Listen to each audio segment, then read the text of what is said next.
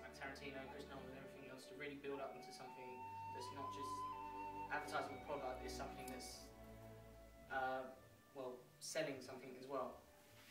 What I wanted to do, originally everyone went with a product, I went with Converse shoes, and what I wanted to do was mix in together a Bond sort of theme, since it's 50 years of Bond, with Converse, and really try to make something of a story within the advert.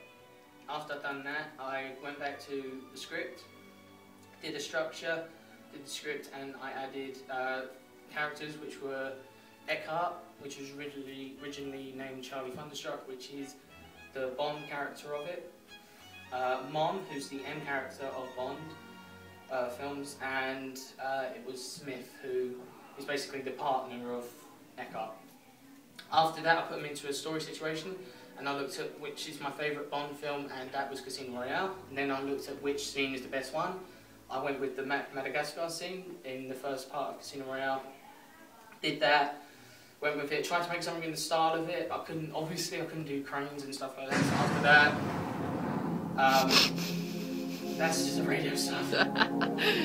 I'll try and do, give me a minute. Made it more dramatic. There you go. Okay, that's it. Okay, where was I? Yeah, I couldn't use cranes and that, so obviously I don't want to kill myself, and I don't have a lot of money, so I don't crap it. But I tried to do it as much as I can, because originally I was going to do it in London. That went boobs up. So I went into Southend High Street, shot a couple of nights, and got some really nice footage. Yeah. Okay, what could be improved? A whole thing actually could be improved. And what I mean by that was, the original one was going to be To Die Once More, which was going to be an advert for a Converse shoes, but then it moved slightly away into a full-on film project, which I wrote a script for, as a scene.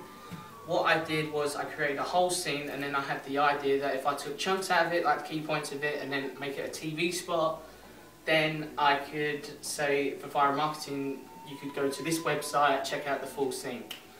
After that, it fell through, but I always had a backup plan, which was to make the Punisher TV advert, which I've done 3 of those, and I did that in one day. And what could be improved with those was that it was filmed on my iPhone, which is filmed like this. The lighting was a bit different, but it was good because it's a dark tone, the whole thing. If you look at Chris Nolan's Dark Knight trilogy, it's extremely dark, which I think, and it's realistic, and that's what I wanted for my Punisher trailer. I looked at the 2004 version, which is with Thomas Jane and John Travolta, and I really think that's the most underrated Marvel film out there. And I also looked at Dirty Laundry, which was a short about the Punisher, also starring Thomas Jane, and I used that tonally. I didn't write a script for them, but I did do structures and a little bit of dialogue in it, because I think if I did a script it would have been too fussy, and because, you know, the Punisher is something that's really gritty, and I didn't want it to feel efficient. So I just wanted it to feel really like it's on the ball and it knows what it's doing, and I have an idea. But it's also room for improvisation. It's like storyboarding. I only did the teaser trailer, the rest of it was using ideas from the structure and never doing a storyboard, because I love storyboarding, but I never stick with it because it feels like a backup plan to me. That's the way I work. So I have one storyboard for that, yeah, that's it. Okay, what could be what can be improved? What have you learned? What I have learned is to really plan something to the point where if something goes wrong, I can go straight to it, to the backup plan. With the Punisher, I knew that was a backup plan if anything went wrong, that I knew I could film it on my phone, edit it on my phone. But with To Die Once More, it was really a new experience for me because I was using a camera, roll of film, 35mm, and I've never done that before. I've never edited before on anything apart from my phone. So it was really kind of a traumatizing experience for me. It got me worried because I didn't think I'd meet the deadline, and then everything just fell put. Actors couldn't make it, we couldn't get the lights, continuity, and it just felt rushed and I didn't like it, so I cancelled it, pulled it through, but kept the work to show the development leading up to the Punisher trailers. that I think, from what I've done, I think are okay. What they could be improved by is, you know, the text. I really don't like the text of it saying like, not revenge, not vengeance, punishment. I really don't like that, but, you know, the rest of it I think is fine. I got the Sound of Music easily into it, and it's just, tonally, it's good what I want with what I could get. So really what I've learned is to plan something to the full amount that I can go straight into it and say, right, this is what I want to do, I'm going to go with it.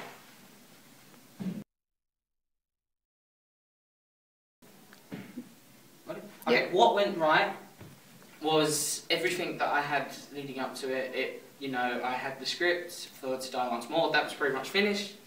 I had a visual idea of what I want to do tonally with each of them. And everything else, research went fantastically.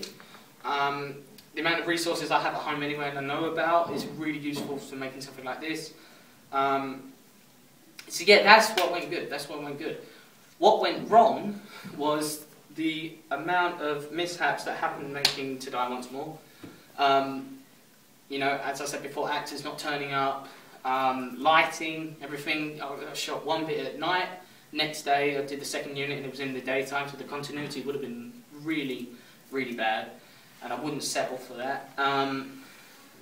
And it's, I don't know, but with the Punisher one, if I set aside that, the Punisher one is something that I've always had an idea for, because I'm a fan of Marvel, I'm a comic book fan, I'm a common reader, I love films, love watching them. So merging them two together and knowing what tone I want to do, because the one thing I always sort out first is the tone of it. And then the characters, then the story, and then everything else. Because that's what matters, story and characterization, and keeping to what you're set out to make. So that's basically it for The Punisher and To Die Once More. What I would like to do next time, if you know, if I get a chance, is to plan it out once more and keep it the big one and try to make that, and then take some ideas from the little one, like Plan B, as say for Punisher for instance, and give it and marry the two together to try and make something that's really enjoyable and easy to make and a fun experience to make. Because I think if you're having a good time making it, the product comes out so much better, because you can show them people having fun making it. What have I learned? And I think that's it, isn't it? I think. Yeah, that's it. Alright, welcome.